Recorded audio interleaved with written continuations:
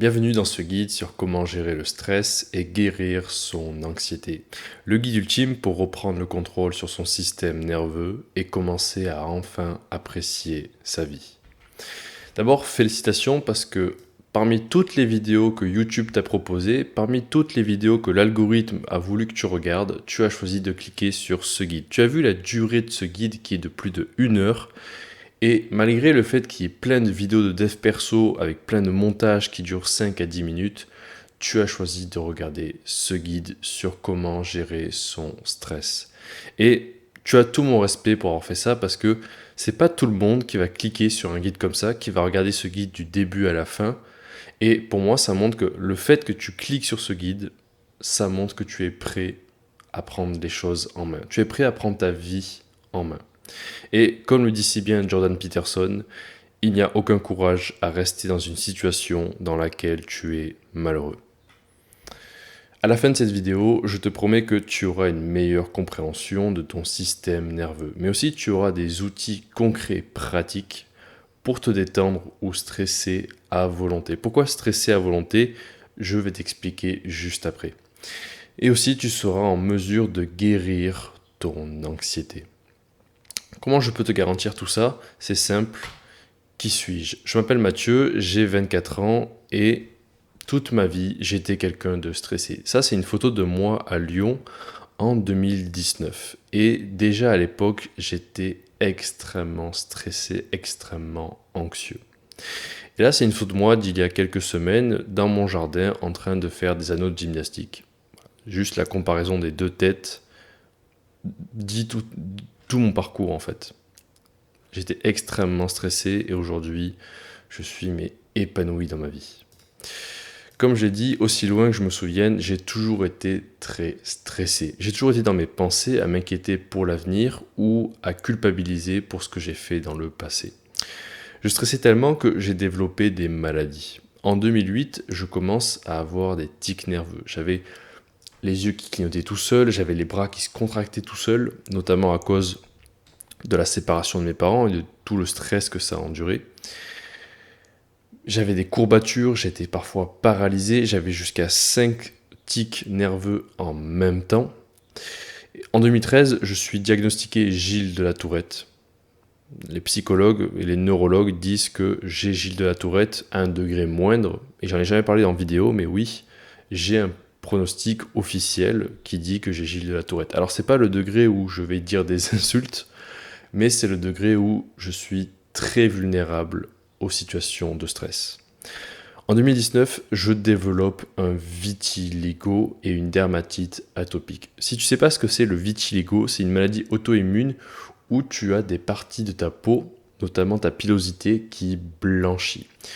Si tu veux un exemple concret, tu as qu'à chercher sur Google Édouard Philippe, l'ancien Premier ministre qui, durant le Covid, a développé un vitiligo extrêmement fort. C'est simple, il avait tout le visage qui est devenu tout blanc et ressemble au Père Noël.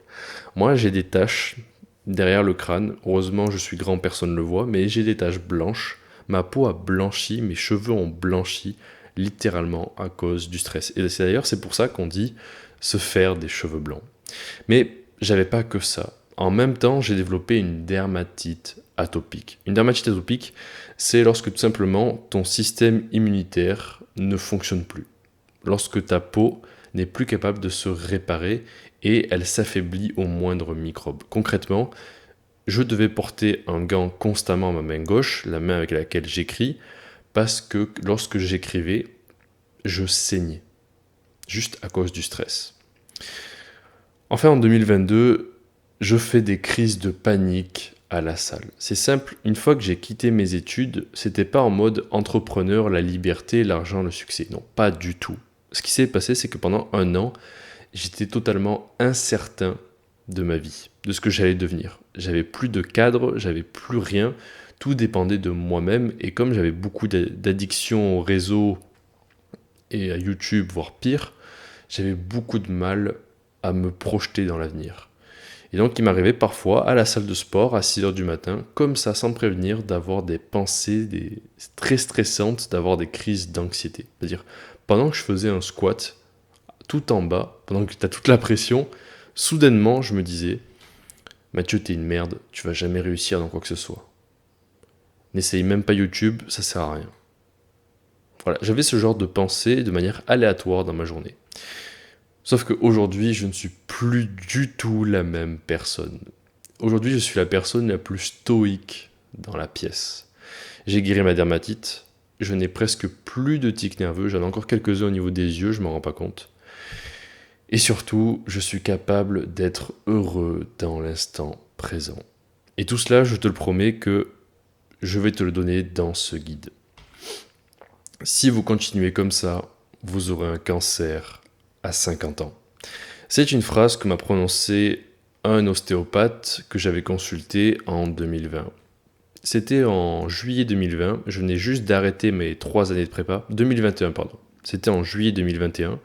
Je venais juste de finir mes 3 années intenses de classe préparatoire littéraire et je me suis immédiatement bloqué le dos. En fait, je suis rentré chez mes parents, je suis allé aux toilettes, je suis resté sur mon téléphone pendant une demi-heure aux toilettes, je me suis relevé, j'étais bloqué. Bloqué du dos complètement.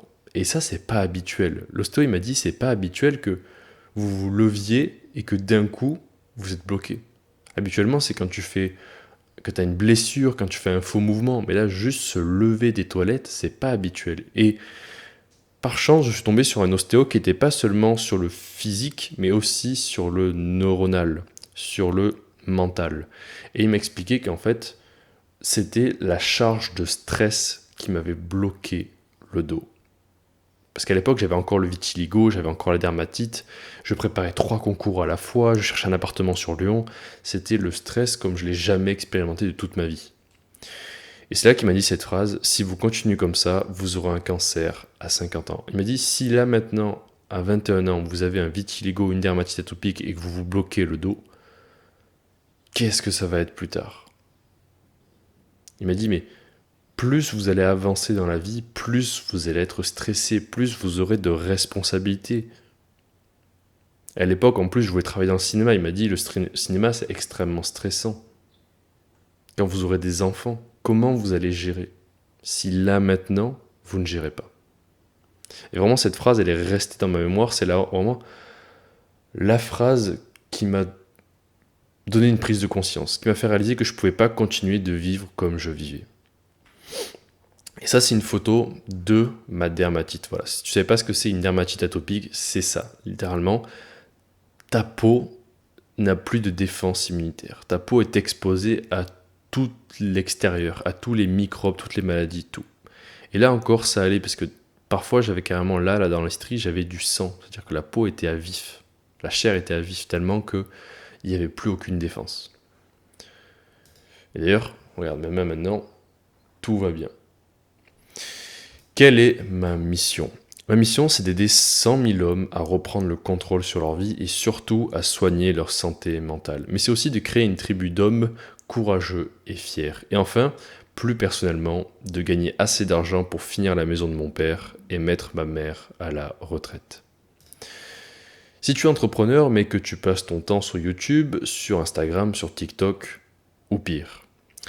Si tu en as marre de décevoir tes proches et de vivre en dessous de ton potentiel. Si tu es entrepreneur depuis récemment, mais que tes parents te mettent tout le temps la pression parce que tu ramènes aucun argent à la maison. S'ils te demandent ce que tu fais et que tu culpabilises parce que justement tu ne fais rien. Je peux t'aider.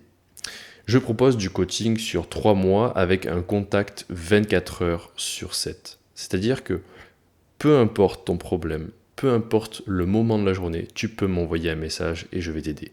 Mais je propose aussi et surtout un système de productivité sur mesure. En fait, c'est un game plan sur Notion où tout ce que tu as à faire, c'est de cocher des cases. C'est-à-dire que toute la phase de réflexion et d'autodétermination de ce que tu dois faire, des objectifs, de qu'est-ce que je fais aujourd'hui, qu'est-ce que je fais cette semaine, je m'en occupe. Ce qui fait que tout ce que tu as à faire,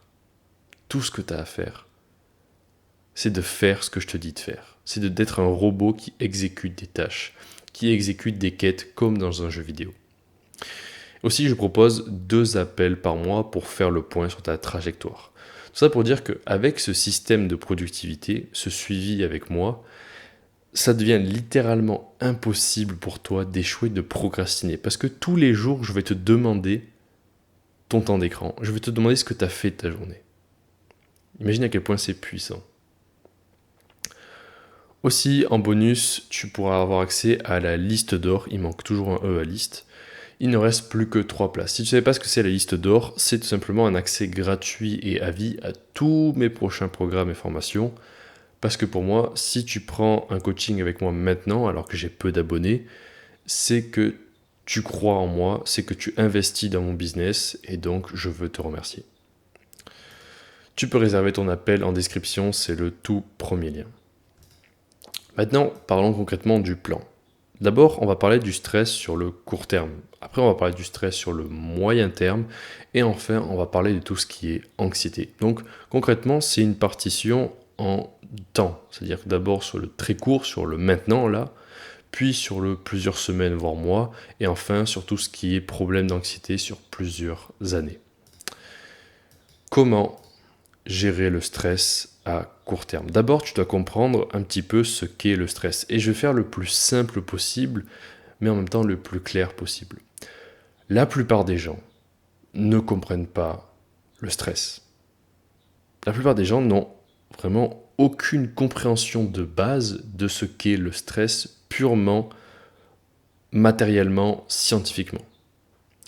Ils pensent que c'est quelque chose de négatif dont il faudrait se débarrasser à tout prix. Tout le temps, quand on parle de stress, on voit quelque chose de négatif, quelque chose qu'on veut fuir, qu'on ne veut plus avoir.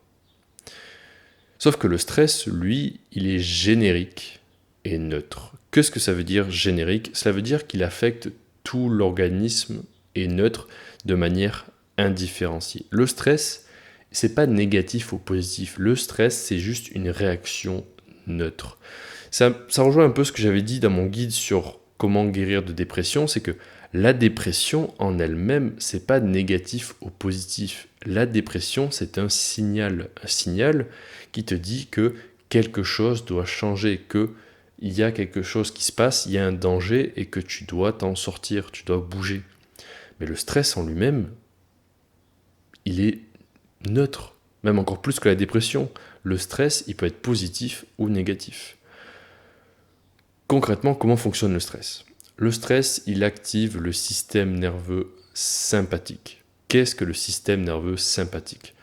C'est le moment où ton cerveau va sécréter de la noradrénaline, de l'adrénaline en fait, et désactive certaines fonctions de l'organisme, notamment la digestion, la salive et le cortex préfrontal. C'est pour ça que quand tu es très stressé, quand tu vas passer un oral, t'as mal au ventre, voire t'as la diarrhée. Parce qu'en fait, le système nerveux, il passe en mode stress, en mode agression, fuite. Et pour lui, digérer, c'est pas essentiel. Il peut se passer de la digestion juste le moment de gérer le stress. Par exemple, lorsque tu fuis, lorsque tu cours, t'es pas en digestion, t'es plus en digestion. Mais il y a aussi la salive, c'est pour ça que lorsque tu es stressé, tu as la gorge sèche. C'est la même chose, c'est le stress qui désactive tout ce qui est salive. Pareil pour le rythme cardiaque et aussi le cortex préfrontal. Lorsque tu es stressé, tu arrêtes de réfléchir. Le cortex préfrontal, c'est la zone à l'avant du cerveau qui te permet de prendre des décisions, de réfléchir. Lorsque tu es stressé, tu deviens idiot, ou plutôt tu deviens primaire, vraiment réactif, impulsif, parce que tu n'as pas le temps de réfléchir. La fonction primaire du stress est de te pousser à agir. C'est un mécanisme de survie en cas de danger inattendu, comme par exemple un tigre qui sort des buissons. Ce que je veux dire, c'est que le stress, c'est quelque chose de très primaire. Notre cerveau, depuis la préhistoire, il n'a pas tant évolué que ça. Il n'a pas tant changé que ça. Donc lorsque tu stresses, c'est pas ton cerveau il se dit pas oh j'ai un examen il faut que je sois pas stressé. Non, il se dit il y a un danger, c'est pour ça que je suis stressé, il y a un tigre, je dois fuir ou l'agresser. Quelque chose d'essentiel, et ça va au-delà de ce guide, vraiment un principe de vie. Comprends que le but de ton cerveau n'est pas que tu sois heureux. Le but de ton cerveau, c'est que tu survives jusqu'à que tu te reproduises. C'est très pragmatique.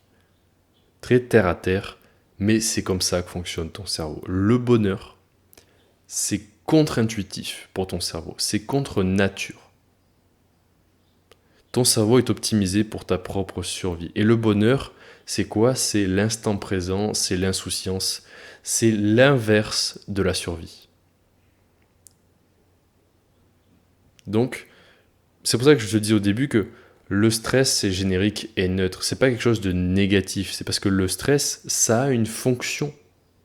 Ça a une utilité. Donc, première chose, qu'est-ce que le stress? C'est un mécanisme de survie. Les bénéfices du stress. Et oui, il y a des bénéfices au stress. En activant le système nerveux sympathique, le stress active la sécrétion de noradrénaline. Le stress combat les maladies. Et oui, le stress peut combattre des bactéries infectieuses, des maladies. Et ça peut pas être contre-intuitif, parce qu'en général, quand tu es malade, on te dit oui, reste couché, détends-toi, économise tes forces, fais de la relaxation. Ben, il se trouve qu'en fait, le stress combat les maladies. Mais le stress peut aussi sauver d'un empoisonnement. Et oui, avec la noradrénaline. Tu as sûrement vu ça dans un film, dans un jeu vidéo, quand le personnage principal a pris un poison, on lui dit pas de se calmer, de respirer, à part certains poisons. Mais en général, on lui dit plutôt de courir. Il y a par exemple dans... je sais plus si c'est dans ce jeu-là, mais je crois que c'est dans Batman Arkham Origins, où Batman se fait empoisonner, et en fait, il doit juste se battre, courir. Parce que ça active la noradrénaline, ça active l'adrénaline, ça active ton système immunitaire, et tu combats le poison. Mais bon, les cas d'empoisonnement, c'est assez rare. Par contre, le stress améliore aussi la cicatrisation. Et ça, c'est complètement fou. Quand tu es stressé, tu vas cicatriser plus vite. Tu vas guérir plus vite. Et je sais que ça va être contre-intuitif, mais il faut que tu arrêtes de voir le stress comme quelque chose d'intrinsèquement négatif. Le stress a ses bénéfices. Physiquement comme mentalement, l'exposition à des situations stressantes endurcit. Tu es plus actif et tu construis ta résilience. On va en parler plus tard, mais le stress peut te permettre aussi de développer ta résistance, de développer ta carapace. Concrètement, vraiment physiquement, tes pieds. Lorsque tu regardes ta voûte plantaire, si elle est toute propre, toute douce, toute protégée, et que tu sors marcher sur des cailloux, tu vas avoir mal. Tu vas vouloir partir le plus vite possible. Ça va activer du stress. Mais si tu as l'habitude de marcher pieds nus, comme les coureurs kenyans, tu vas avoir une voûte plantaire extrêmement dure. Vraiment, ça va être comme une couche de terre. Et tu n'auras aucun souci à courir sur des cailloux. Tu ne seras plus stressé. Vraiment, c'est purement physique et mental aussi. Tu construis une résistance, une résilience à force de t'exposer à des situations stressantes. Concrètement, on va voir ça juste après. Mais enfin, pour finir, le stress est un puissant nootrope. Un nootrope, c'est une substance, une drogue, qui booste tes performances cérébrales et qui te force à travailler. Concrètement, le stress, notamment les deadlines, vont te permettre de sortir de la procrastination. Lorsque tu n'as pas de deadline, lorsque tu n'es pas obligé de travailler, lorsque tu n'es pas dans une date courte, tu vas prendre ton temps. Tu vas prendre ton temps jusqu'à ce que tu sois à la deadline, jusqu'à ce que tu sois juste, jusqu'à ce que tu doives rendre ton devoir le lendemain matin. Et là, tu vas avoir du stress et là, tu vas être forcé de travailler. Tu vas même plus réfléchir, tu vas même plus à négocier avec toi-même, tu vas juste travailler. Donc oui, le stress, c'est une puissante drogue et je dirais même que le stress, c'est potentiellement une addiction. Il y a des gens qui sont addicts au stress, notamment les procrastinateurs. Ils aiment reporter au dernier moment. Pourquoi? Parce que le stress va arriver et va leur donner un boost cérébral. Mais le stress aussi... Pardon, il y a eu un bruit dehors, ça m'a perturbé.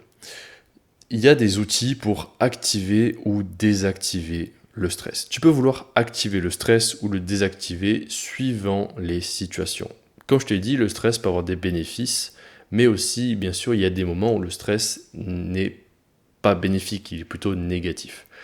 Par exemple, si tu as une présentation à donner dans 10 minutes et que ton cœur bat à 120 battements par minute, potentiellement, probablement, tu ne veux pas accélérer encore, sinon tu vas faire un arrêt cardiaque. Plutôt, ce que tu veux, c'est calmer ton stress, parce que là, il y en a beaucoup trop. A l'inverse, si tu t'apprêtes à faire un sport de combat ou même une course à pied, tu veux activer le stress. Même lorsque tu as envie de travailler, lorsque tu dois travailler, tu préfères activer le stress. Il y a plein de techniques très efficaces pour stimuler le stress. La douche froide, la respiration Tummo ou la respiration Wim Hof, les deadlines. La douche froide, un des meilleurs moyens d'être stressé de manière positive parce que ça va augmenter mais énormément ta noradrénaline. Encore une fois, l'adrénaline, le stress, c'est lié. Puis il y a la respiration Tummo ou Wim Hof. Wim Hof, si tu connais pas, c'est quelqu'un, un néerlandais qui a fait beaucoup d'expositions au froid, qui a nagé dans l'Arctique, qui a grimpé l'Himalaya en caleçon. Bref, c'est quelqu'un de spécialisé dans tout ce qui est exposition au froid et gestion de la respiration. Qu'est-ce que la respiration Wim Hof ou Tummo ? C'est la même chose. C'est 20 à 25 inspirations, expirations courtes, suivies d'une longue expiration.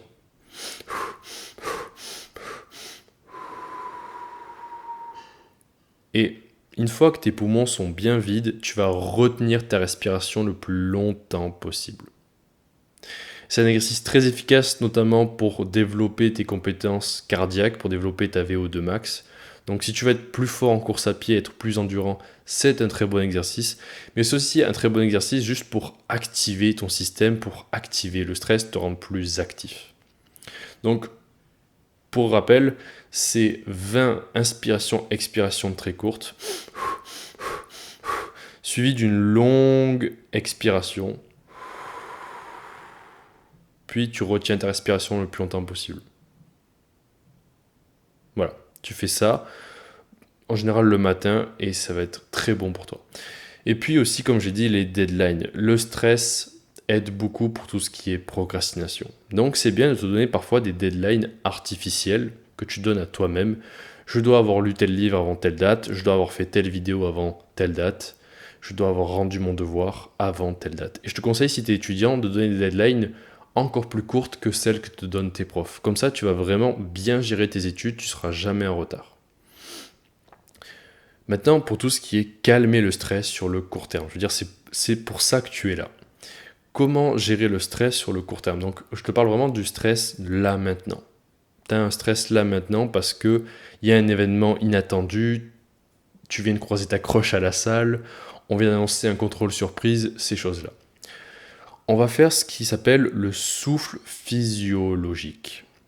Qu'est-ce que c'est que le souffle physiologique ? C'est un moyen de réguler ton système nerveux par la respiration.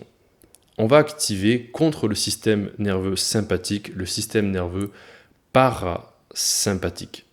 Le système nerveux parasympathique, c'est l'opposé du sympathique. C'est le système nerveux qui s'occupe de tout ce qui est régulation autonome, donc le rythme cardiaque, la pression sanguine, et aussi de la détente. On va faire ce qui s'appelle la respiration Kennedy. La respiration Kennedy, c'est la respiration du docteur Russell Kennedy, qui est un spécialiste de tout ce qui est anxiété. Très simplement, on va faire 3 inspirations suivies d'une longue expiration. Pourquoi 3 inspirations courtes et une longue expiration ? Parce que lorsque ton inspiration est plus courte que ton expiration, ça va te détendre. Lorsque, à l'inverse, ton inspiration est plus longue que ton expiration, là, ça va activer le système sympathique et donc tu vas être plus stressé, plus actif. Nous, ce qu'on veut là, c'est l'inverse. Andrew Huberman qui dit « Tu ne peux pas soigner l'esprit avec l'esprit ». C'est pour ça que depuis tout à l'heure, je ne t'ai pas donné des trucs comme de la méditation, comme, je sais pas moi, le journaling, comme l'introspection, les thérapies, non. Pour tout ce qui est stress sur le court terme, tu ne peux pas soigner l'esprit avec l'esprit. Pourquoi? Parce que c'est comme si tu veux, si le docteur était aussi le malade. C'est comme si, par exemple, l'enquêteur de police qui enquête sur un crime était aussi le meurtrier. Tu peux pas être à la fois l'esprit et l'esprit. Il faut que tu utilises ton corps, des choses très concrètes, pour soigner ton mental. Ce que je veux que tu fasses là maintenant avec moi, pour que vraiment ce guide soit efficace, que tu retiennes tout ce qu'on fait là-dedans, il faut que tu fasses les exercices avec moi en temps réel. Je veux que là maintenant, on fasse la respiration Kennedy. Donc pour rappel, c'est 3 inspirations courtes suivies d'une longue expiration. Donc on va le faire ensemble. 3, 2, 1.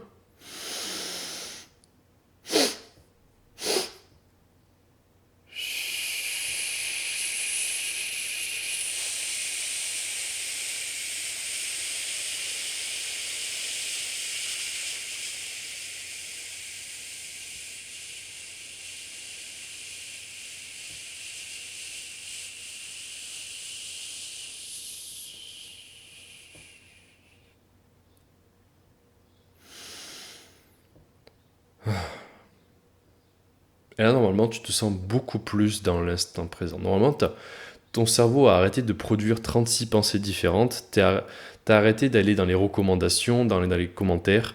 T'es vraiment dans l'instant présent avec moi. Et un dernier tips pour la respiration Kennedy, c'est bien de faire un dégonflement comme un pneu, c'est-à-dire de serrer les dents et de laisser passer un peu d'air. Je trouve que ça marche mieux que juste faire... Ça marche mieux de faire vraiment le pneu qui se dégonfle. Peut-être que c'est purement mental, mais moi je suis beaucoup plus détendu lorsque je fais le pneu qui se dégonfle. Nous avons vu là maintenant comment gérer le stress sur le court terme. Tout simplement, la respiration Kennedy. Il n'y a pas plus efficace. Lorsque tu te surprends à être stressé, tu fais la respiration Kennedy et ça va t'aider. Maintenant, comment gérer le stress sur le moyen terme? Le stress sur le moyen terme, quand tu perds le contrôle. Le stress moyen chez les animaux est d'environ 3 minutes. Il y a des animaux qui stressent moins longtemps, il y a des animaux qui stressent plus longtemps. Je te parle vraiment de lorsque un animal découvre qu'il est poursuivi par un prédateur, le temps moyen durant lequel il va stresser. Chez les hommes, on peut stresser beaucoup, mais vraiment beaucoup plus longtemps. Notamment parce qu'on a un cortex préfrontal qui nous permet de penser à l'avenir de manière infinie.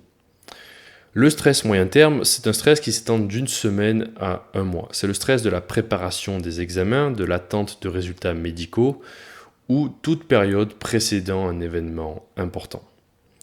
Ce stress n'est absolument pas bon pour l'organisme. Contrairement au stress sur le court terme qui peut être bénéfique pour te pousser à agir, ce stress n'a rien de bon. Il paralyse, il empêche de dormir, il coupe l'appétit, et surtout, il monopolise toutes tes ressources mentales. C'est un stress qui est un parasite, parce que tu as besoin de tes ressources mentales et physiques pour gérer le stress. Mais ce stress-là, il t'épuise. Et donc, le plus tu stresses, le plus tu es stressé. Ce stress latent manifeste une intolérance à l'incertitude. Les personnes qui ont un lieu de maîtrise interne ont plus de mal que les autres à accepter le fait que tout ne soit pas dans leur zone de contrôle. Elles sont donc constamment à l'affût, essayant de prévenir l'imprévisible. Comme je te l'ai dit plus tôt, le stress, c'est un état, un signal de « il faut que tu agisses parce que tu es en mode survie ». Sauf qu'il y a certaines personnes qui sont tout le temps en mode survie, même quand c'est pas adapté. Elles peuvent être dans leur lit pour dormir dans le noir et commencer à stresser comme si elles étaient poursuivies par un tigre. Qu'est-ce que je veux dire par lieu de maîtrise interne? Il y a 2 types de personnalités différentes. Bon, il y a plein de personnalités différentes, mais on peut catégoriser les gens selon 2 catégories. Lieu de maîtrise externe et lieu de maîtrise interne. Et les gens qui ont un lieu de maîtrise externe, ce sont des gens qui prennent peu responsabilité sur leurs actes. Ce sont des gens qui ont tendance à dire que c'est la faute des autres et qui remettent tout au destin ou aux autres. Voilà, ça c'est les gens qui ont lieu de maîtrise externe. Ils ont peu de responsabilité, de culpabilité. À l'inverse, les gens qui ont un lieu de maîtrise interne, ce sont des gens qui ont beaucoup plus conscience d'eux-mêmes, de leurs actes, et qui ont tendance à prendre responsabilité sur toute leur vie, voire la vie des autres. Et donc en général, les gens qui ont un lieu de maîtrise interne ont plus de chances d'être stressés, voire anxieux. Parce qu'ils ont beaucoup de mal à accepter l'incertitude et l'incontrôle. Le fait qu'il y ait des choses qui échappent à leur responsabilité, à leur contrôle. C'est Épictète qui disait qu'il y a les choses dans notre zone de contrôle et les choses hors de notre zone de contrôle. Et toute la sagesse consiste à savoir accepter le fait qu'il y ait des choses hors de notre zone de contrôle. Si tu es stressé actuellement sur le moyen terme et pas juste sur le court terme, si tu as du mal à gérer le stress, c'est tout simplement que tu as du mal à tolérer l'incertitude. La vie est faite d'incertitudes. Tu ne peux pas tout prévoir. Même moi qui aime beaucoup planifier, je sais qu'il y a beaucoup de choses que je ne pourrais pas prévoir. Typiquement, là, ce matin, je voulais faire ce guide, mais j'ai réalisé qu'en fait, je n'avais pas l'abonnement à Loom, la plateforme qui me permet de justement faire cette vidéo. Et donc du coup, j'ai commencé à stresser en mode « Ah, mais j'avais prévu tourner à 6h30, il est déjà 7h, merde, et ci et ça. » La vie est faite d'incertitudes. Et c'est un peu même ça qui fait la vie. Je veux dire, si la vie était que certitude, s'il n'y avait jamais d'événements imprévus, la vie serait très chiante. Seulement, il faut être capable de tolérer cette incertitude. Et plus tard, je te donnerai des méthodes vraiment concrètes sur le long terme pour gérer ça, mais là maintenant, je veux déjà que tu admettes que tu ne peux pas tout contrôler. Tu ne peux pas tout prévoir. Il y a de l'inattendu dans la vie, ça fait partie de l'aventure. L'importance de l'hygiène de vie. Le sommeil, bien évidemment, joue un rôle fondamental dans ta capacité à endurer le stress. Si tu n'as pas assez dormi, bien sûr que ton corps va être plus stressé, ton corps va être plus vulnérable et donc sur ses gardes.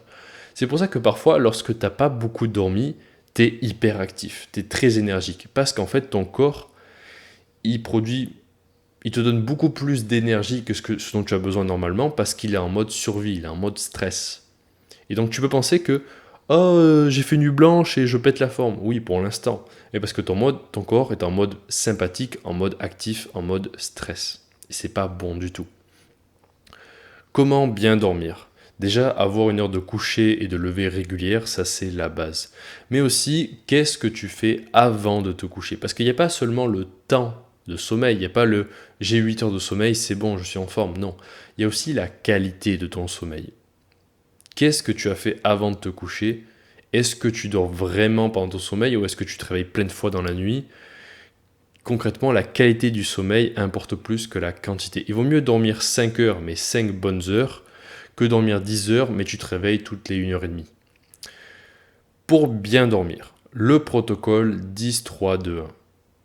Très simple. 10, c'est 10 heures avant ton coucher, plus de caféine.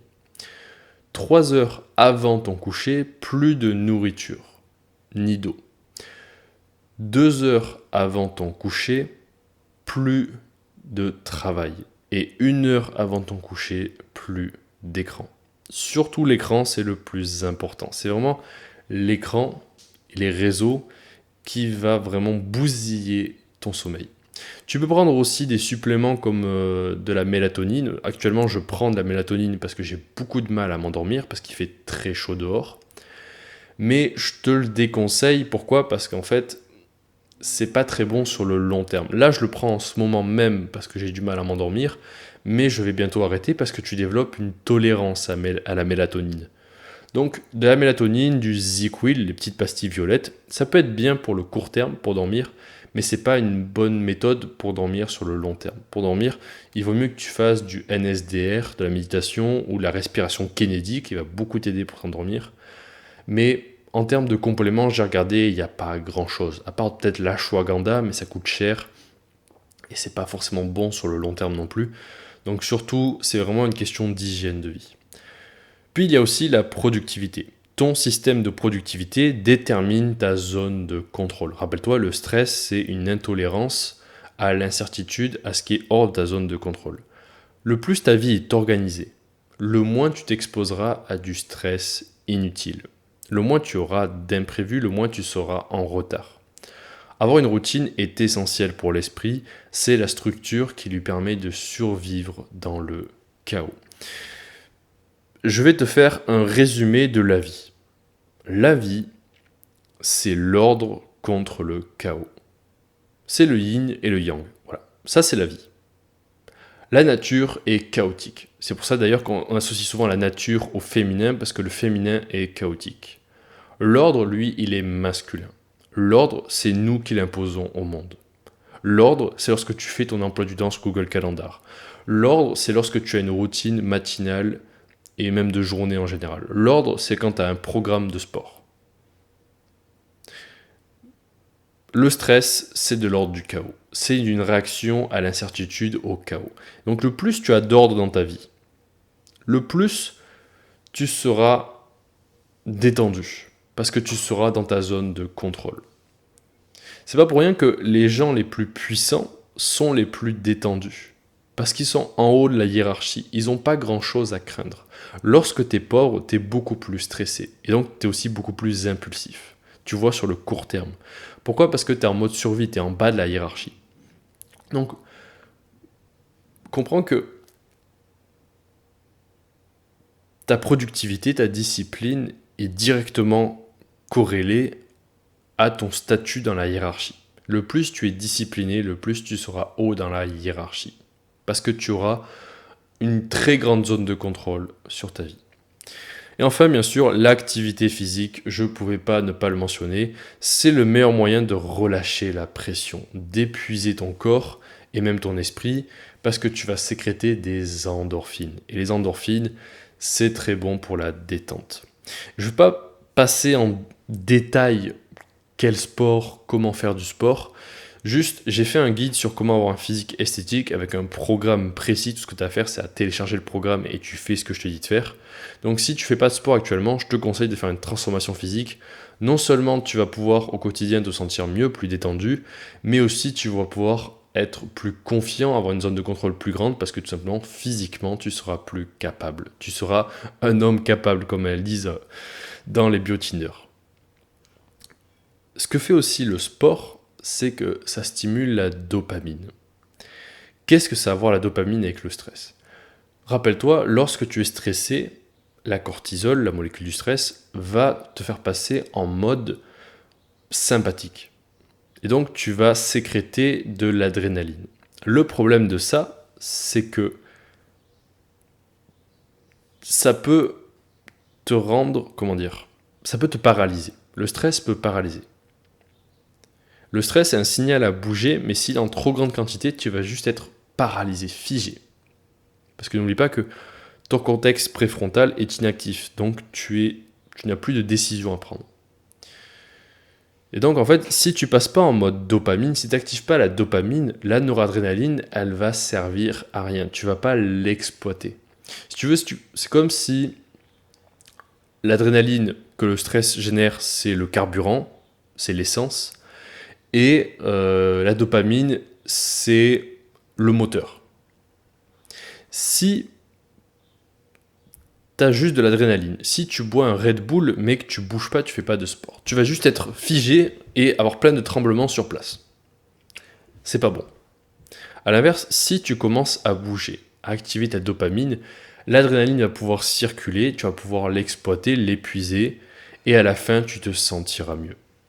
C'est pour ça que l'activité physique est extrêmement importante pour gérer le stress sur le moyen terme. Je me suis trompé, c'est 3. La thérapie par exposition. Là, c'est sûrement une de mes parties préférées puisque je me suis fait connaître sur YouTube. Probablement que tu m'as découvert sur YouTube à partir de la thérapie par exposition ou à partir de l'hormèse. J'ai une vidéo qui a fait 30 000 vues qui s'appelle « Pourquoi souffrir rend heureux ?» Et c'est exactement ça, c'est la thérapie par exposition. La meilleure solution à long terme pour le stress, c'est la thérapie par exposition. Tu peux faire des exercices de respiration régulièrement, mais ça ne va pas vraiment être utile sur le long terme. Si tu as des problèmes dans ta vie, si tu as des problèmes d'argent, c'est pas respirer tout le temps en mode Kennedy, en mode longue expiration toute la journée, qui va résoudre tes problèmes, qui va te rendre moins stressé. Qu'est-ce que la thérapie par exposition? C'est fascinant. C'est une forme particulière de thérapie utilisée dans les cas de phobie ou de comportement compulsif. Donc en général, la thérapie par exposition, c'est surtout pour traiter les gens qui ont des grosses phobies comme la peur des serpents ou les gens qui souffrent de TOC et de tics. Donc les gens qui ont des comportements compulsifs, qui ne peuvent pas s'empêcher de fermer à clé 3 à 4 fois, voire 16 fois leur porte, qui ne peuvent pas s'empêcher de se laver les mains 8 fois. La thérapie par exposition, ce que ça va faire, c'est que ça va te permettre de t'exposer à du stress, mais de manière contrôlée. Le stress délimite ta zone de contrôle, ta zone de confort. Et donc, le plus tu gagnes en compétences, le moins tu seras stressé. C'est ce que je disais tout à l'heure avec le sport. Le plus tu es fort physiquement, le moins tu es stressé au quotidien lorsque tu croises des gens musclés parce que tu sais que tu peux les battre.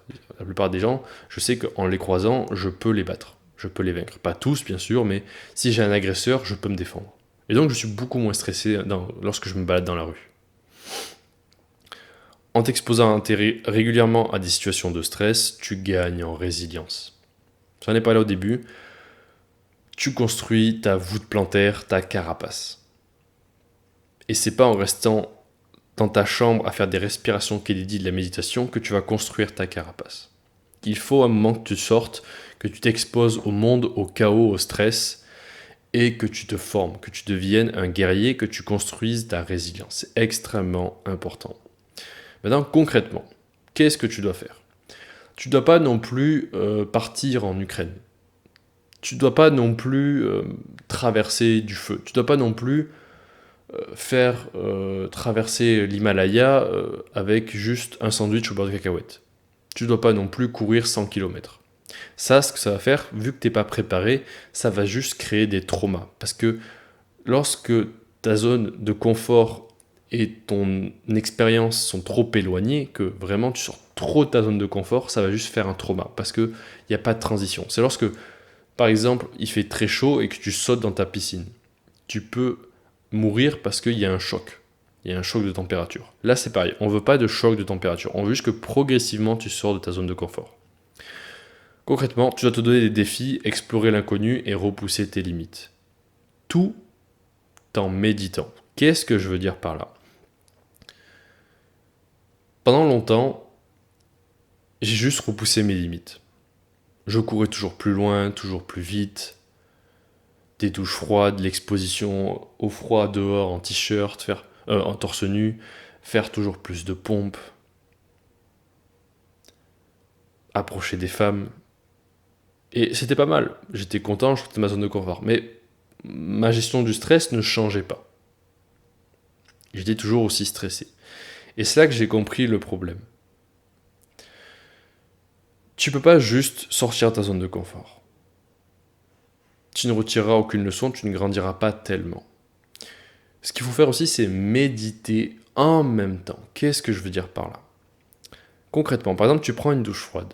Au lieu d'être en mode « Ah, il fait froid, panique, le chrono est bientôt fini, Non. Ce que je veux, c'est que tu ailles sous ta douche froide et que tu fasses la respiration Kennedy. Que tu arrives à être stoïque sous une douche froide. Là, tu vas vraiment améliorer ta résilience et ta résistance au stress. Je fais pareil lorsque je suis dans une course à pied. Il arrive parfois, lorsque tu es dans une course à pied, à commencer à stresser. Et pas seulement physiquement, mais mentalement. Parce que tu es à bout de souffle et tu commences à paniquer en mode « je suis pas sûr si je vais réussir à finir, je suis à bout de force, comment je vais tenir ?» Tu commences à avoir des doutes. Le nombre de fois dans mes courses à pied, lorsque j'ai couru mon marathon, que j'ai eu des doutes. Et dans ces moments-là, ce que j'aime faire, c'est ralentir volontairement ma respiration, fermer les yeux et me concentrer sur l'instant présent. Vraiment, je passe en mode méditation tout en courant à 18 km/h sur le tapis de course.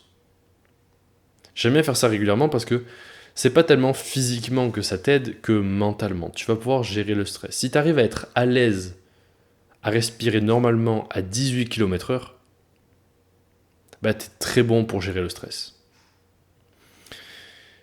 Vraiment, pour ceux qui sont fans de neurosciences, qui ne sont pas encore convaincus par l'argument, méditer et repousser tes limites, ce sont deux activités qui vont muscler conjointement le cortex mid-singulaire antérieur. Difficile à dire. Cortex mid-cingulaire antérieur. J'en ai déjà parlé dans ma vidéo sur l'hormèse. C'est une région du cerveau qui va te permettre de prendre de la distance sur tes émotions. C'est une zone vraiment très intéressante, très particulière. On continue de faire des recherches dessus. Mais repousser tes limites et méditer en même temps va te permettre de prendre de la distance sur tes émotions. Et comme on va le voir tout à l'heure, c'est extrêmement puissant que de savoir prendre de la distance sur ses émotions. Si tu es capable de te détendre alors que ton corps est stressé, tu es invincible. Nous sommes assez intelligents pour nous rendre physiquement malades à cause d'un stress psychologique. Citation de Robert Sapolsky. C'est lui-là. C'est Robert Sapolsky, un docteur de l'université de Stanford, donc un pote à Andrew Huberman. Très intéressant si tu aimes bien tout ce qui est stress, déterminisme biologique. Vraiment, intéresse-toi à son travail, lis ses livres, regarde ses podcasts, c'est quelqu'un de très fascinant. Action, je veux qu'après cette vidéo, où là maintenant tu fais pause, tu ailles prendre une douche froide et que tu fasses la respiration Kennedy en même temps. C'est-à-dire que tu vas prendre ta douche froide, mais tu vas pas être en mode ah, fait froid. Non, tu vas être en mode tout va bien. Nous avons vu le stress sur le court terme et sur le moyen terme. Maintenant, on va attaquer le gros morceau, l'anxiété ou le stress sur le long terme. Guérir l'anxiété quand le stress tue. Lorsque le stress dure depuis plusieurs mois, voire années, on parle plus de stress, mais de stress chronique ou d'anxiété. Et ce stress est extrêmement dangereux. L'anxiété a de nombreux effets négatifs. Vieillissement accéléré des cellules. Donc, littéralement, tu vis moins longtemps. Augmentation de la pression sanguine. Risque d'AVC, de maladie cardiovasculaire. Cancer, tumeur, maladies auto-immunes comme le vitiligo, la dermatite atopique, mais aussi le psoriasis. Maladies neurologiques, diabète, burn-out, et j'avais oublié du coup, suicide. Le stress est la cause numéro 1 de mortalité dans le monde. Parce que lorsque tu analyses un peu les effets du stress sur le système nerveux, sur le corps, tu réalises qu'en fait, il y a beaucoup de maladies, de causes de mortalité qui se regroupent sous le grand groupe du stress. Ceux qui meurent d'un cancer du poumon parce qu'ils ont fumé. Pourquoi est-ce qu'ils étaient addicts à la cigarette ? Pourquoi est-ce qu'ils fumaient une cigarette ? Parce qu'ils étaient stressés. Pourquoi est-ce que les gens meurent de diabète ? On va dire qu'ils ont du diabète, pas parce qu'ils sont nés avec, mais parce qu'ils sont trop gros. Ils mangent trop, ils mangent compulsivement. Pourquoi est-ce qu'ils mangent compulsivement ? Pourquoi ils veulent optimiser leurs ressources, avoir le plus de ressources possible pour l'avenir ? Parce qu'ils sont stressés. Le stress est la cause numéro 1 de mortalité sur toute la planète et de tout temps. C'est ce qui tue le plus. Le stress chronique est génétique. Et là, on va vraiment rentrer dans quelque chose qui va être peut-être dépressif pour toi. C'est la red pill du stress. Le stress chronique est génétique.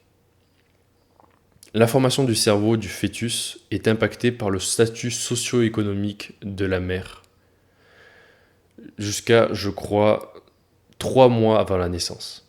C'est-à-dire qu'à partir du mois 6, les émotions de la mère vont être les émotions du fœtus. Il y a un lien direct. Ce que mange ta mère, tu le manges. Ce que ressent ta mère, tu le ressens.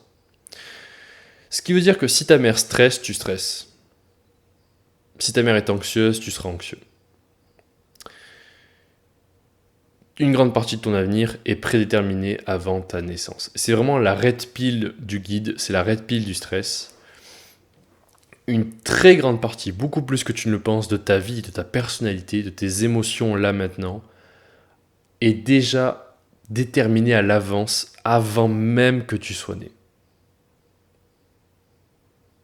C'est pareil pour les addictions. Je ferai un guide sur les addictions, c'est la même chose. Je vais donner mon exemple. J'ai posé la question à ma mère, comment tu étais pendant la grossesse, lorsque tu attendais que je naisse ? Est-ce que tu étais stressé? Est-ce que tu étais détendu? Elle m'a dit, je passais mes examens pour devenir professeur. J'étais très stressé. Devine qui aujourd'hui est très stressé, qui a beaucoup de problèmes à gérer le stress. Qui est très vulnérable au stress, qui développe des maladies juste parce qu'il est stressé. C'est moi. Tu n'imagines pas à quel point une grande partie de ta vie, je vais dire au moins 60% de ta vie, est déjà déterminée avant même que tu naisses. Mais sois pas non plus pessimiste, défaitiste en mode putain, ça veut dire qu'en fait je peux rien faire. Je suis stressé à vie, c'est pas ma faute et je peux rien faire. Ne t'inquiète pas, il y a des solutions pour pas ne plus être vulnérable au stress, mais pour beaucoup mieux gérer l'anxiété. Il y a des solutions concrètes, je vais te les donner. Mais là maintenant, je te l'apprends, oui, je suis désolé, mais c'est pas de ta faute. Mais en même temps, ta marge de manœuvre, elle n'est pas non plus immense. Tu peux pas devenir n'importe qui, il y a des traits héréditaires. Explorer l'obscurité. C'est la première solution pour gérer l'anxiété, sur le long terme, pour devenir quelqu'un de beaucoup plus détendu au quotidien. Ton anxiété présente est la manifestation d'un traumatisme irrésolu dans le passé, probablement dans l'enfance. En situation stressante, le cortex préfrontal se désactive. C'est le subconscient et le système autonome, le système, qui prennent le relais. Ton corps a des blocages, des nœuds émotionnels qui font obstacle à ta progression. À force de faire des recherches, j'en suis venu à la conclusion que si tu as des problèmes d'anxiété au quotidien, mais que ça dure depuis des années, c'est pas tel ou tel problème dans ta vie. C'est pas parce que tu manques d'argent, c'est pas parce que t'es moche et que t'arrives pas à être avec quelqu'un, c'est pas parce que t'es timide ou introverti. C'est pas parce que t'as ces examens, c'est pas en mode quand j'aurai passé mes concours, je serai plus stressé. Non. Si ça fait des années que ça dure, c'est quelque chose, comme je te dis, d'héréditaire, mais surtout, ça veut dire qu'il y a un traumatisme à la source de ce stress. Tu es traumatisé, il y a un trauma quelque part. Pourquoi? Parce que si dans des situations aléatoires, tu commences à être très stressé, c'est parce que dans ces situations-là, il y a quelque chose qui te rappelle une situation dans l'enfance, dans le passé, de traumatisme. C'est-à-dire qu'il y a un moment dans ton enfance, tu as été traumatisé et tu te rappelais de certaines choses de manière subconsciente. Et lorsque tu recroises ces éléments dans ton présent, ça réactive le stress. Ça réactive automatiquement le stress. Ton corps a des blocages, des nœuds émotionnels qui font obstacle à ta progression. Ce que je veux dire, c'est que le plus important, c'est le mot de corps. L'anxiété, les émotions, c'est quelque chose de purement physique. C'est pas mental, c'est purement physique. Comme je t'ai dit, le stress, c'est une réaction physique, physiologique. Ton corps, c'est le moyen d'expression de ton subconscient. C'est pour ça que moi, par exemple, j'ai développé des maladies. C'est parce que j'avais des traumas. C'est pas mes études en soi qui m'ont fait avoir des maladies, qui m'ont fait avoir des cheveux blancs. C'est des traumas accumulés. C'est par exemple le fait que j'ai été séparé de ma mère à la naissance. C'est par exemple le fait que mes parents, du jour au lendemain, se sont séparés et que j'ai rien vu venir. C'est par exemple le fait que on a connu la faim et la banque alimentaire. Toutes ces choses-là s'accumulent et si elles ne sont pas adressées, si j'en parle à personne, eh ben, ça va rester là, ça va faire des nœuds dans mon corps, ça va faire des blocages. Souvent, ça peut être des blocages au niveau de la gorge ou au niveau du plexus, c'est-à-dire une difficulté à respirer ou une tendance à se gratter la gorge. C'est des exemples, il peut y avoir plein d'autres exemples. Mais ce que tu dois retenir, c'est que ton corps, il va exprimer ce que tu n'exprimes pas par les mots, par la parole. Sauf que il n'exprime pas aussi bien que tu puisses le faire avec les mots. Ça va faire des blocages. Et tant que tu n'adresseras pas avec les mots ce qui se passe, avec la parole, les nœuds vont rester, les blocages vont rester. Comment faire pour débloquer? L'écriture. L'écriture te permet de dénouer les nœuds. La recherche a montré qu'écrire dans son journal sur une expérience passée réactive les émotions de l'expérience, mais à un degré moindre. Il y a un fossé entre l'enfant que tu étais et l'adulte que tu es. Le journal permettra de faire le pont. Le journal est extrêmement important pour gérer le stress. Comme je t'ai dit, la recherche a prouvé que lorsque tu écris dans ton journal sur une expérience désagréable, les émotions vont de manière atténuée ressurgir. Tu vas réactiver des émotions. Lorsque tu écris sur ce moment dans ton enfance où tu t'es tapé la honte dans ta classe parce que tu as donné la mauvaise réponse ou que tu as bégayé au tableau, tu vas ressentir à nouveau la honte, la pression du regard des gens, mais de manière beaucoup plus atténuée. Ce que ça fait sur le long terme, le journal, c'est que de un, ça te rend plus conscient de tes émotions, parce que tu les adresses, tu en parles, mais de deux aussi, tu vas pouvoir être beaucoup plus distancié avec tes émotions. Et le plus il y a de distance entre toi et tes émotions, le moins il y a de stress. Le moins tu es sur l'instant présent, le moins tu es sur en mode impulsivité, vite, qu'est-ce que je dois faire, qu'est-ce que je dois faire. C'est pour ça que le journal, c'est extrêmement important pour les traumas. Écris dans ton journal sur tes traumas, écris sur ton enfance, écris sur ta vie, sur ce que tu ressens. Et il n'y a pas besoin, comme j'ai déjà dit dans mon guide sur la dépression, de être Victor Hugo. Juste écrire, la recherche a montré que même écrire n'importe quoi, juste écrire. J'aime les bananes. Ça t'aide vraiment. Ça active quelque chose dans ton cerveau qui fait que tu prends de la distance sur tes émotions, tu prends de la distance sur ta vie et tu es beaucoup moins impulsif. Donc première chose pour l'anxiété, c'est le journal. Deuxième chose, le pouvoir du moment présent. Ce n'est pas de ta faute si tu es stressé. Comme je te dis, c'est en partie héréditaire, mais aussi en partie sociétale, culturelle. L'Occident a engendré ces situations. Le cartésianisme a séparé le corps de l'esprit et voué un culte à l'ego. La solution ne peut pas venir de l'Occident, elle doit venir de l'Orient. Qu'est-ce que le cartésianisme ? Le cartésianisme, ça vient de René Descartes, qui était un philosophe du XVIIe siècle. Tu dois sûrement te rappeler de Descartes lorsqu'il a dit « Je pense, donc je suis. Cogito, ergo sum ». Le cartésianisme a apporté beaucoup de choses au monde occidental. C'est pour ça que le monde occidental, jusqu'à récemment, était le monde dominant, technologiquement, culturellement, financièrement. On était les plus riches, les plus avancés. On a colonisé, avec l'Angleterre et d'autres pays, beaucoup d'autres pays de l'Orient ou de l'Afrique, parce qu'on avait ce cartésianisme. On avait cette distinction entre le corps et l'esprit qui faisait qu'on était capable d'être beaucoup plus rationnel, beaucoup plus mathématique, et donc tout ce qui est en termes de technologie, on était beaucoup plus avancé. Problème, c'est qu'on a aussi voué un culte à l'ego. L'ego, c'est quoi ? C'est l'identité que tu adoptes.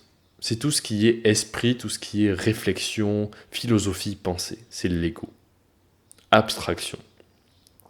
C'est à la fois notre avantage et notre inconvénient, notre arme et notre poison, ce cartésianisme.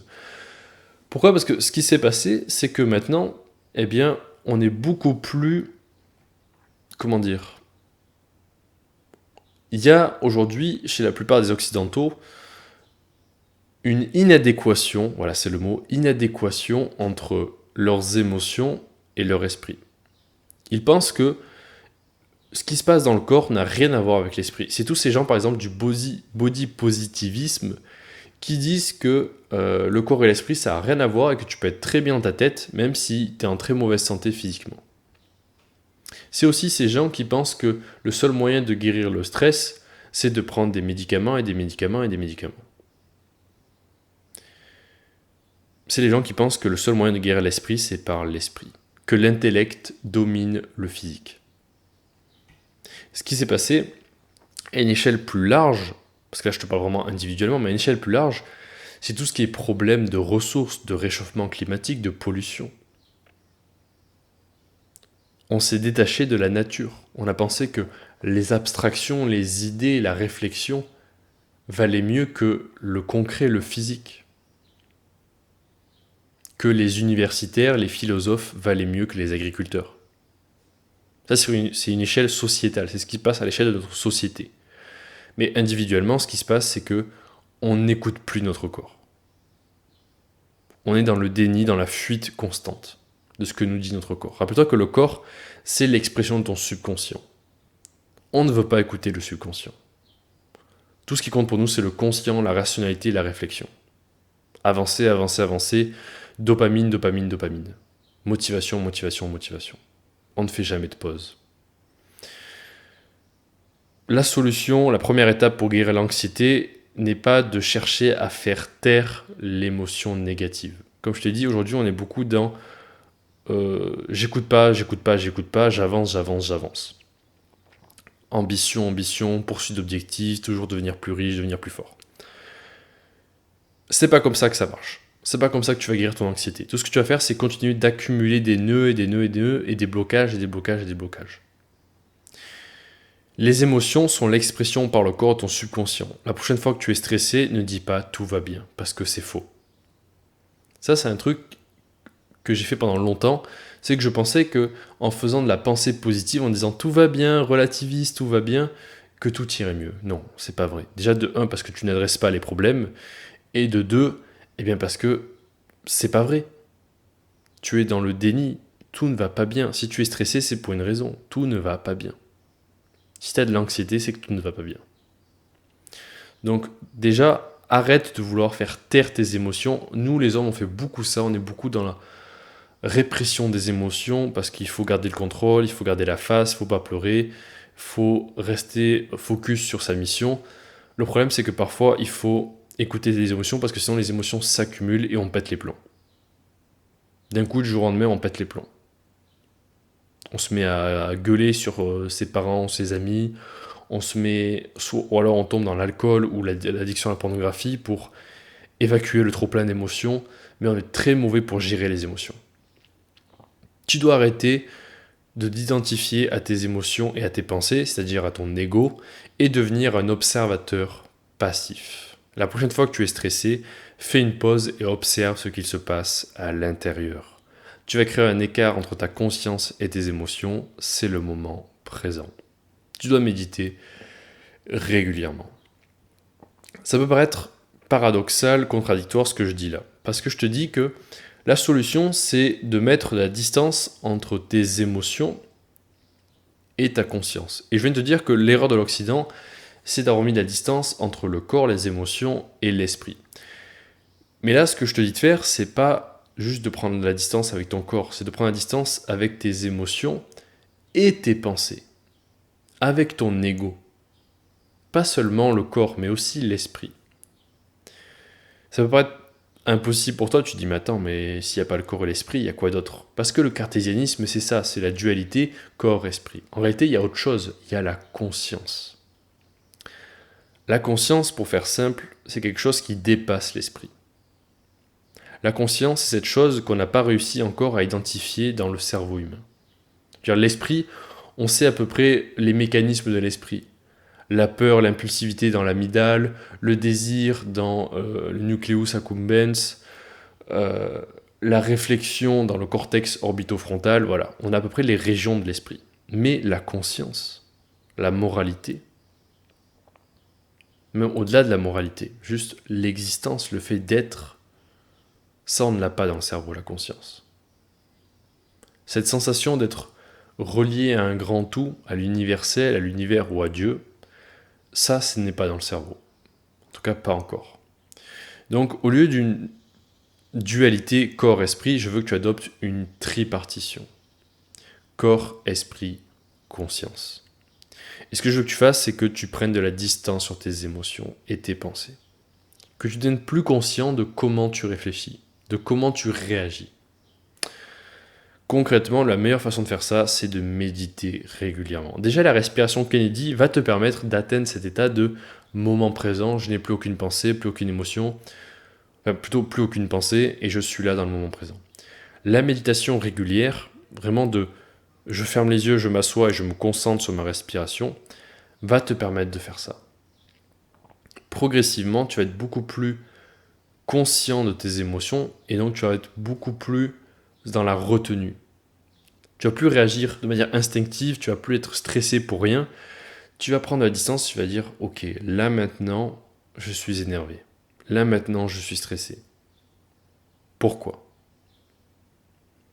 Et au lieu de réagir de manière instinctive, je suis stressé, je vais sur les réseaux, je regarde de la pornographie, je joue aux jeux vidéo, ou juste je vais beaucoup parler, ou je vais fuir l'émotion en faisant autre chose, en faisant du sport, là, ce que je te demande, c'est juste de faire pause. Là maintenant, tu fais pause. Parce que je t'ai donné beaucoup d'informations dans ce guide, on a beaucoup parlé. Mais la vérité, c'est que là maintenant, le meilleur moyen pour gérer ton stress, c'est de ne plus rien faire, de ne plus rien dire, de ne plus rien penser. Que tu sois avec moi dans le moment présent. Que tu te concentres juste, non pas sur ce que je dis tellement, que sur la tonalité de ma voix. Sur la fréquence vocale de ma voix. Sur le rythme de ma voix. Concentre-toi sur la matière et non plus sur le contenu. Quelle émotion là maintenant tu ressens ? Est-ce que c'est de l'excitation, de l'enthousiasme ? Est-ce que c'est du stress pour ce que tu dois faire après cette vidéo ? Pour tes devoirs en retard ? Est-ce que c'est de l'appréhension parce que tu vas faire quelque chose de difficile tout à l'heure ? Et encore une fois, n'oublie pas que l'important n'est pas de réprimer les émotions. Ce que je veux, c'est juste que tu observes tes émotions. Que tu sois un observateur. Objectif, impartial, passif. Vraiment, si tu arrives à faire ça, si tu arrives à de plus en plus à embrasser le moment présent, tu ne seras quasiment plus stressé. Ou en tout cas beaucoup moins stressé, beaucoup plus détendu. Non pas parce que tu n'auras plus aucun problème, mais parce que justement, tu sauras prendre de la distance sur ces problèmes. Être plus, paradoxalement, tu seras plus rationnel aussi.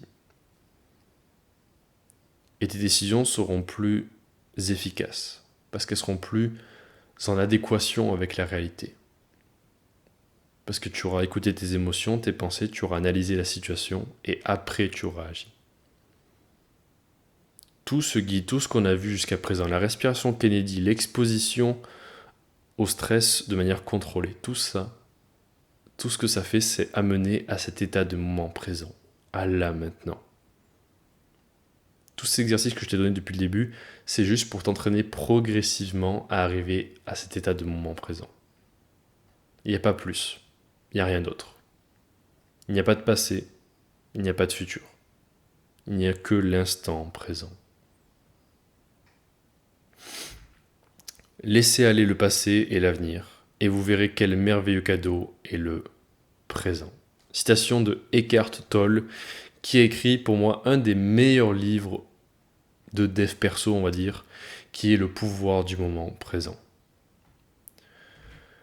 Action, je veux que, après cette vidéo, tu regardes ton mur pendant 10 minutes, que tu t'assoies sur une chaise face à un mur pendant 10 minutes avec un chrono, sans aucun bruit, aucune distraction. Et juste que tu observes ce qui se passe dans ta tête ou dans ton corps. En général, tu peux commencer par le corps parce que c'est beaucoup plus facile. Tu essayes de ressentir les émotions de tes pieds sur le sol, de tes mains sur tes cuisses, la sensation du bois de la chaise ou du plastique. Et progressivement, tu rentres dans les émotions, dans tes pensées. Et lorsque tu es distrait, tu reviens au moment présent et tu dis « Ah, j'étais en train de penser ». Voilà. Si tu fais ça, c'est seulement 10 minutes, tu vas vraiment avoir une bien meilleure gestion du stress. Seulement 10 minutes. Moi, j'ai fait 1 heure. C'est la version extrême. Mais si tu fais 10 minutes, on va dire 1 fois par semaine, tous les dimanches matin, ça va te faire un bien fou. Ça va être plus efficace que n'importe quel médicament, n'importe quel antidépresseur ou je sais pas quoi. Regarder ton mur, c'est une des meilleures techniques pour gérer le stress. Donc nous avons vu... Oula, je me suis trompé de diapo, c'est le diapo du guide précédent ça. J'ai oublié de changer la diapo. Donc je te disais, nous avons vu dans cette vidéo comment activer ou désactiver le stress à volonté, mais aussi comment devenir plus tolérant au stress et ne plus te laisser te faire contrôler par ton stress. Et enfin, nous avons vu comment comprendre son anxiété et commencer à guérir, en écrivant son journal et en embrassant le moment présent. Si tu aimes ce genre de contenu, tu peux t'abonner. Pourquoi ? Parce que ça va m'encourager moi de mon côté à produire plus de contenu éducatif sans aucun montage, avec de la pure information. Mais aussi, ça va te permettre d'avoir une notification la prochaine fois que je sortirai un guide de ce type. Et puis aussi, ça me soutient énormément parce que ces vidéos me demandent beaucoup de travail, beaucoup de recherche, mais c'est aussi mes vidéos préférées. Donc, ça me ferait beaucoup plaisir si, que ce soit en commentaire ou par un abonnement ou par un like, tu me montres que toi aussi tu aimes ce genre de contenu et que ça t'a aidé. Pour plus de contenu exclusif, j'ai une newsletter. Le lien est en description, ça devait être le 2e ou 3e lien en description. J'ai une newsletter où j'envoie un mail par semaine, pas plus, et globalement, c'est comme ces guides-là, c'est de la pure information, c'est des conseils pratiques pour t'aider dans ton dev perso.